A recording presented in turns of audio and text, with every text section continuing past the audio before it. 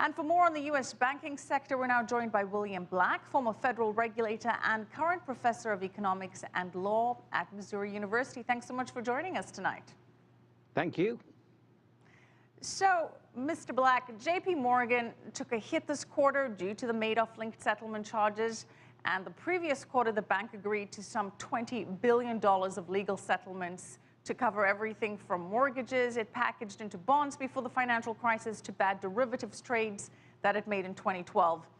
Is this now the end for backdated use? Can JPMorgan put these past legal issues behind it now?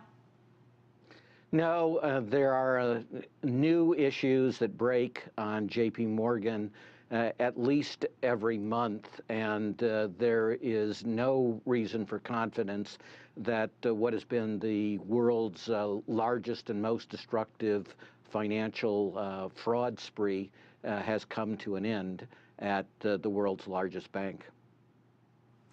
So what else can Jamie Dimon face in the future?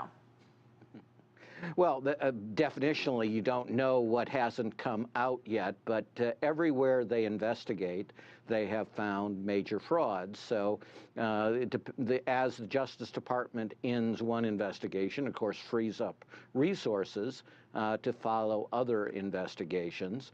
There's plainly been a culture at the top of JPMorgan which has led to what is now the federal government has alleged more than 15 different areas of felonies by JPMorgan Chase at senior levels, and most of these involve billions of dollars in terms of the magnitude of the fraud. It's really, as I say, extraordinary. It's the largest crime spree in history. Well, you use the word crime spree, and that's some pretty loaded language over there. I mean, a lot of these things, to play devil's advocate with regards to the mortgage-backed securities, Jamie Dimon, JPMorgan stepped in 2008 under the request of the Fed and Timothy Geithner to go and buy Bear and to buy Washington Mutual to help stem the crisis. I mean, it was working in cooperation with what the Fed asked it to do, and then later had to pay the penalty for a lot of those mortgage-backed securities. Well, the mortgage-backed securities fraud involves not simply Washington Mutual and Bear Stearns, which are the two entities that were acquired that you were talking about, but also JPMorgan's operations. So the first thing is that there was a real failure of lawyering, incompetence on the part of JPMorgan and how they negotiated those acquisitions. The second thing is that JPMorgan desperately wanted to do the acquisition of Washington Mutual. It had been trying for many months before the failure of Washington Mutual. So this is not something that it did as a favor to the federal government.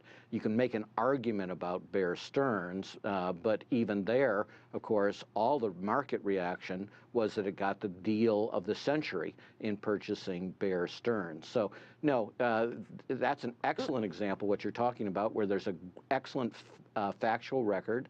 Your listeners and viewers can see it online in the admissions of JPMorgan Chase to the extensive fraud, and we're talking about in tens of thousands of cases in the mortgage fraud context. So let's focus a little off JPMorgan. Which other banks do you think are still going to be facing severe legal troubles related to those bad mortgages? When can we finally put 08 behind us? Well, first, that's the big mistake, this idea that put it behind us, as opposed to learn the lessons of dealing with this kind of culture. You don't think that they've been learned? You don't think that Dodd-Frank has addressed that sufficiently with the new regulations? Dodd-Frank hasn't addressed the underlying causes of the crisis, and in particular the fraud. And as your piece suggested, there is still not a single elite banker whose frauds drove this financial crisis who has been prosecuted, much less convicted. And that stands in contrast to the savings and loan debacle, for example, where we got over 1,000 felony convictions just in cases designated as major by the Justice Department. So no, there's been enough appalling lack of accountability. Notice that all the large fines you're talking about in every single case will be paid by the shareholders, not by the officers who became wealthy through those frauds and who remain in charge. So no, they have not learned the lessons. Well, William Black, we're going to have to leave it there. They haven't learned the lessons. We'll see what the future for the banking sector holds. Thank you so much, though, for your time. William Black, former federal regulator and current professor of economics at law at Missouri University.